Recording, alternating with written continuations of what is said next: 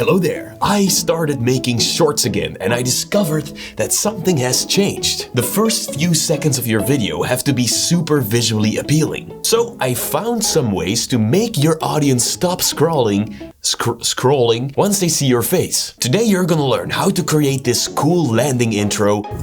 Did you know that Windows Movie Maker is better than Premiere Pro? Alongside 3 other awesome effects tricks, starting with number 1, a custom lens flare. First, go to a dark room, ideally with a dark floor mat. Okay, it has to be dark in here because the background must be black in order to remove it. So on one phone, turn on the flashlight and put it down on the ground with the light facing up. Then with your other camera, start recording and make some random movements. If you want, you can even move around the phone itself to create some unique flares. Now, once you have your clips recorded, open up your video in Premiere. Trim away the parts that you don't need. Once that's done, click on the left side of the clip and hit Ctrl+D on your keyboard to create a fade-in transition. Then make it as short as possible. Do the same thing at the right side of your clip. This will make the lens flare start and end smoothly. Next, we're gonna use it as a transition. You know, the popular one you see on socials constantly. Drag your lens flare on top of your clips. Then select the clip and go to the effect control.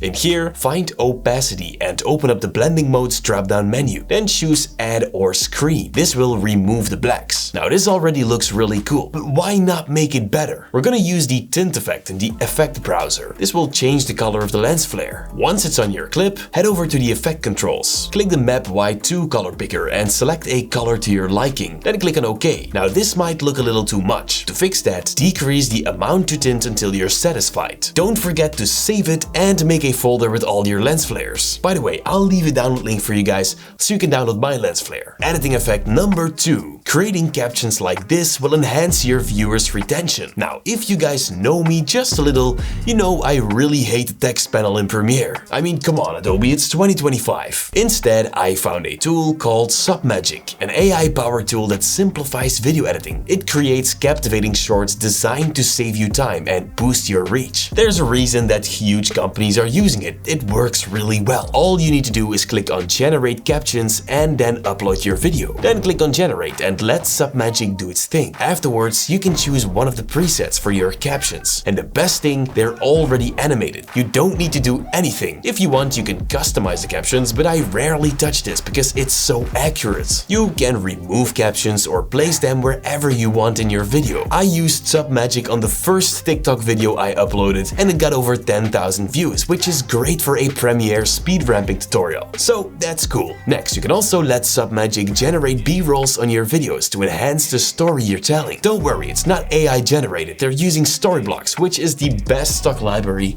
in the world. But that's not all Submagic can do. Magic Clips, Submagic's biggest update, can convert long-form videos into short forms. It will scan your video and detect potential viral clips for you. This works exceptionally well with interviews and podcasts. Ever since I was 11 years old, I was making tutorials on YouTube.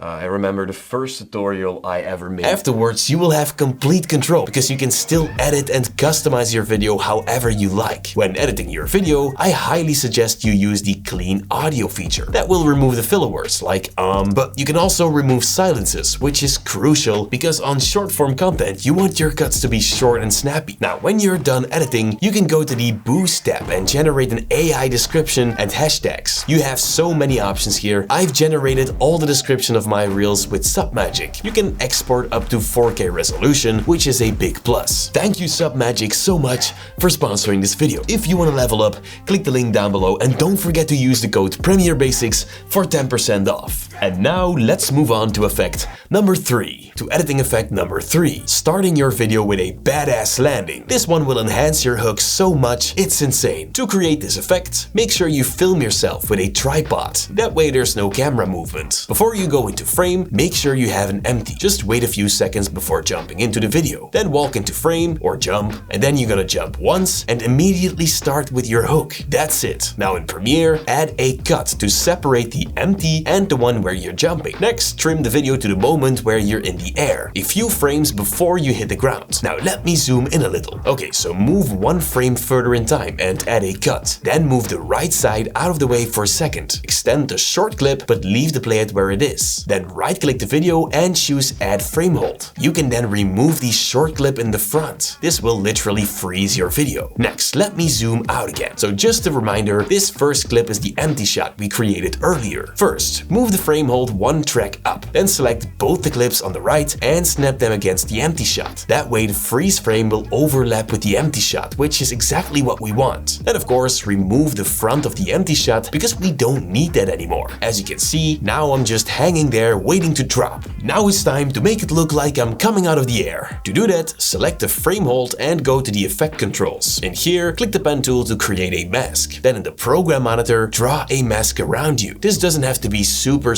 precise because you're in motion anyway. Once the mask is closed, you won't see any difference because we added the empty shot underneath. The reason for this is that we can now animate ourselves and basically do whatever we want. Before we're gonna apply any effects on this one, right-click it and choose Nest. We're doing this because otherwise the next effect won't work properly. Speaking of effects, find the transform effect and drag it into the nested sequence. Next, you want to go to the effect controls. Move the playhead to the end of your video and set a position and scale keyframe. Now move back in time and make yourself a little bit smaller. Then adjust the vertical position property up. That way it will kind of look like you're landing like a superhero. If you want, you can ease the animation out just a little, but don't ease it in because you want the animation to stop with an impact. This already looks cool, but what happens when a big guy like me hits the ground? Yes, an earthquake. You can do that by nesting everything together and applying the transform effect to that nested sequence. Then in the effect controls, move the player to the moment of the impact. Right here, set a position keyframe. Then move 1 frame further and randomly adjust the position. Keep doing that until you're a few frames further in time. Now increase the scale to get rid of the black bars. Then again, increase the shutter angle to 180 degrees to add some natural motion blur, and boom, there you go.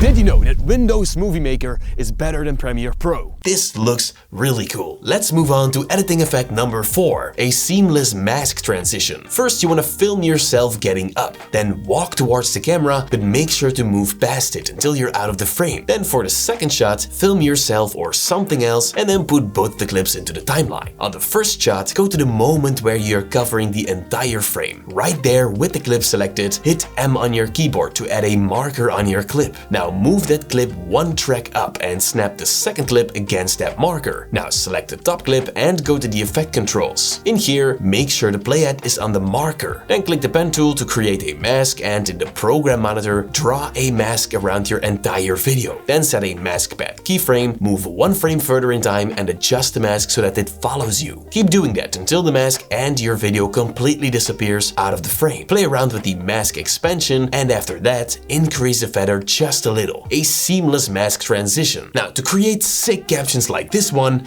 click the video right here to continue the lesson. Thank you guys so much for watching. Goodbye.